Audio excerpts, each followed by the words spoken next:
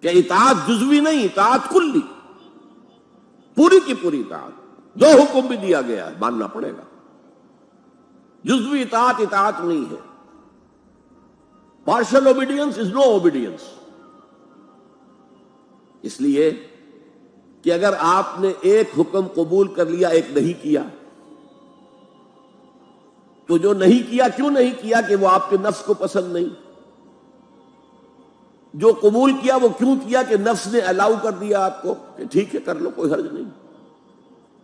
لہذا partial obedience is no obedience at all. چنانچہ اس پر جو وعید آئی ہے سورہ بقرہ کی آیت نمبر 85 میں، افتؤمنون ببعض الکتاب وتکفرون ببعض، تو کیا تم ہماری کتاب اور شریعت کے ایک حصے کو مانتے اور ایک کو نہیں مانتے؟ فما جزاء من يفعل ذلك منکم، تو جو کوئی بھی تم میں سے یہ روش اختیار کرے گا اس کی کوئی سزا نہیں ہے، الا خزي فی الحیات الدنیا، سوائے اس کے کہ دنیا کی زندگی میں ذلیل اور خوار کر دیے جائیں۔ وَيَوْمَ الْقِيَامَةِ يُرَدُّونَ إِلَىٰ أَشَدِّ الْعَذَابِ، اور قیامت کے دن شدید ترین عذاب میں جھونک دیے جائیں۔ وَاللَّهُ بِغَافِلٍ عَمَّا تَعْمَلُونَ، اور جو کچھ تم کر رہے ہو اللہ اس سے غافل نہیں ہے۔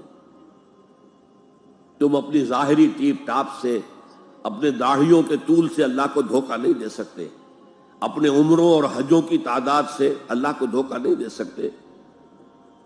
He sees you through and through، تمہارے باطن کو دیکھتا ہے، تمہارے دل کو دیکھتا ہے، اسے معلوم ہے کہ تم نے حج تو کیا، حرام کی کمائی سے کیا ہے۔ یہ بڑی شدید وعید والی آیت ہے قرآن مجید میں، کہ جس کا نقشہ ہماری نگاہوں کے سامنے آج دنیا میں مسلمانوں کی کیا وقت ہے، کیا حیثیت ہے۔ فما جزاء من يفعل ذلك منكم الا خزي في الحیات الدنیا ویوم القیامت۔ اب یہ قیامت کے دن کی بات جو اللہ فرما رہے ہیں، دعا ہی کی جا سکتی ہے کہ اللہ تعالیٰ اس سے بچا لے، کرم فرمائے، اپنی شان غفاری اور شان رحیمی سے ہمیں اس روز کی ذلت سے اور شدید ترین عذاب میں جھونک دیے جانے کی جو یہاں پر خبر سنائی جا رہی ہے، وعید سنائی جا رہی ہے، اللہ تعالیٰ اس سے بچا لے۔ البتہ ایک بات میں اور آپ سے عرض کر دوں کہ جو کیفیت اس آیت میں سامنے آئی ہے یہ مستقل نہیں رہ سکتی۔ اگر کوئی شخص واقعتاً چاہے آغاز میں اس کا دل پازیٹیولی ایمان سے خالی تھا، لیکن ساتھ ہی نیگیٹو نفاق سے بھی خالی تھا، کہہ سکتے ہیں زیرو لیول ہے، پلس ویلیوز اور مائنس ویلیوز کے درمیان زیرو آئے گا، تو باطن کے اعتبار سے چاہے وہ زیرو لیول پر تھا، لیکن اگر وہ اطاعت کرتا رہا، نماز پڑھتا رہا، روزہ رکھتا رہا، زکوٰۃ دیتا رہا، حرام چیزوں سے بچتا رہا، فرائض ادا کرتا رہا، تو اس سے لازماً ایمان پیدا ہو جائے گا اس کے دلوں میں۔ اس لیے کہ یہ دو طرفہ پروسیس ہے، بائی لیٹرل۔ ایمان سے عمل پیدا ہوتا، عمل سے ایمان پیدا ہوتا۔ عمل انسان جب کرتا ہے، اللہ کی راہ میں قربانیاں دیتا ہے، زادتہم ایمانا، ان کے ایمان میں اضافہ ہو گیا۔ کہ ایمان دل میں آ گیا تو ایک کشاکش اندر شروع ہو جائے گی۔ آپ کے نفس کی خواہش کچھ اور ہے، ایمان کہتا ہے غلط، کشاکش ہوگی کہ نہیں؟ جیسے فرعون نے کہا تھا الیس لی ملک مصر وہذہ الانہار تجری من تحتی، کیا میں بادشاہ نہیں ہوں مصر کا؟ مصر کی حکومت میری نہیں ہے؟ اور کیا یہ ساری نہریں جو ہے میرے نظام کے تحت نہیں چل رہی؟ اسی طرح برا نہ مانیے، ہمارا نفس کہتا ہے یہ جسم میرا ہے، میری ملکیت ہے، اٹس مائی ڈومین، میری خواہش پوری کرنی ہوگی۔ جیسے اس نے کہا میں نہیں جانتا کوئی خدا ہے میرے سوا اور میرے اوپر، میں نہیں مانتا، نفس بھی کہتا میں نہیں ماننے کو تیار، کیا حلال ہے کیا حرام ہے، کیا جائز ہے کیا ناجائز، میری خواہش پوری کرو۔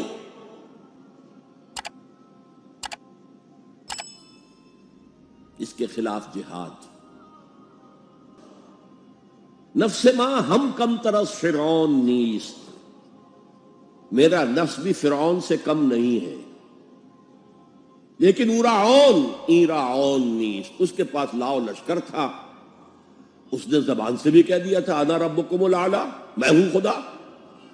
میرا نفس بیچارہ، اس کے پاس کوئی لاؤ لشکر نہیں، زبان سے تو یہ کچھ نہیں کہتا، اندر یہی کہتا میں بادشاہ ہوں اس وجود کا، میری مرضی پوری ہو۔ تو اسٹرگل اگینسٹ دس بیسر سیلف، ایک سیلف ہے اونچی سیلف، خود ہی انا، ایگو، اور ایک ہے یہ بیسر سیلف، ہماری جبلتیں جو اندھی بہری ہیں، جو حلال حرام سے انہیں کوئی غرض نہیں، ان کے خلاف جہاد کرنا۔ آپ نے فرمایا صلی اللہ علیہ وسلم المجاہد من جاہد نفسہ، اصل مجاہد وہ ہے جو اپنے نفس کے خلاف جہاد کر سکے۔ تمہارے اندر یہ دشمن تو بیٹھا ہوا ہے، تکڑا ہے، تمہیں کنٹرول کر رہا، چلے آؤ باہر کے دشمنوں سے جہاد کرنے کے لیے۔ اور ایک دفعہ حضور سے پوچھا گیا ای الجہاد افضل یا رسول اللہ، اے اللہ کے رسول سب سے افضل جہاد کون سا ہے؟ فرمایا ان تجاہد نفسک فی طاعت اللہ، اپنے نفس کے خلاف جہاد کرو، اسے اللہ کا مطیع کرو۔ یہ جو اندر کی کشمکش ہے، کشاکش ہے، یہ جہاد فی سبیل اللہ کا نقطہ آغاز، اللہ کا مطیع بنانا ہے نفس کو۔ اس کے ساتھ دو سب لیول اور ہیں۔ اس نفس کو بھڑکانے والی ایک قوت ہے انویزیبل، اور ویزیبل بھی ہے۔ انویزیبل قوت سب سے بڑی ابلیس، شیطان، لعین، اور اس کے چیلے چانٹے جنات میں سے، اور ویزیبل میں انسانوں میں جو اس کے ایجنٹ ہے، جو فحاشی کو کلچر کا نام دے، یہ اس ابلیس کے چیلے ہیں۔ ان کے خلاف جہاد نہیں کریں گے آپ، اگر آپ ان کے خلاف ایگریسو ایٹیٹیوڈ اختیار نہیں کریں گے تو آپ ان کے دباؤ میں آ جائیں گے۔ ان الشیطان لکم عدو فاتخذوہ عدوا، اے لوگوں یہ شیطان تمہارا دشمن ہے، اس کو اپنا دشمن سمجھو۔ وہ تمہیں سبز باغ دکھاتا ہے، بدی کو مزین کر کے دکھاتا ہے، اچھے اچھے نام اس کے رکھ دیتا ہے، اور تمہیں آمادہ کرتا ہے بدی کے ارتکاب پر۔ نہیں، وہ تمہارا دشمن ہے۔ افتتخذونہ وذریتہ اولیاء من دونی، تم مجھے چھوڑ کر اسے اور اس کے چیلے چانٹوں کو تم اپنا دوست بناتے ہو۔ شیطان کے خلاف جنگ کرو۔ اور تیسرا اس پر سب لیول کیا ہے؟ معاشرہ اگر بگڑا ہوا ہے، اس کا عمومی رجحان برائی کی طرف ہے، تو سوشل پریشرز آپ کو ادھر دھکیلتے ہیں۔ تب دو ہی راستے ہیں، زمانہ باطل سازت تو بعد زمانہ بے ساز، یا تو پیسو معاملہ ہے، زمانہ تمہارے ساتھ سازگاری نہیں کرتا، چھوڑو تم زمانے کے ساتھ سازگاری اختیار کر لو، چلو تم ادھر کو ہوا ہو جدھر کی۔ ایک یہ ہے کہ نہیں، زمانہ باطل سازت تو بعد زمانہ ستیس، زمانہ اگر تمہارے ساتھ سازگاری نہیں کر رہا تو زمانے سے جنگ کرو، لڑو، ریزسٹ کرو۔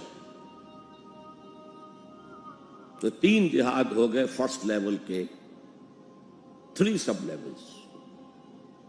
نفس امارہ، لبیڈو، نفس حیوانی کے خلاف جہاد، اس کو بھڑکانے والے، وسوسہ اندازی کرنے والے، اس میں پھوکے مارنے والے، شیطان اور اس کی ذریت مانوی اور ذریت نسلی، جنات اور انسانوں میں جو اس کے ایجنٹ ہیں، ان کے خلاف جہاد، معاشرے کے خلاف ایک اسٹرگل۔ اب یہ 3 جہاد آپ نے کر لیے، اللہ توفیق دے ہم میں سے ہر ایک کو، تو اب یہ جہاد آپ کے جسم سے باہر نکلے گا، خارج میں آئے گا۔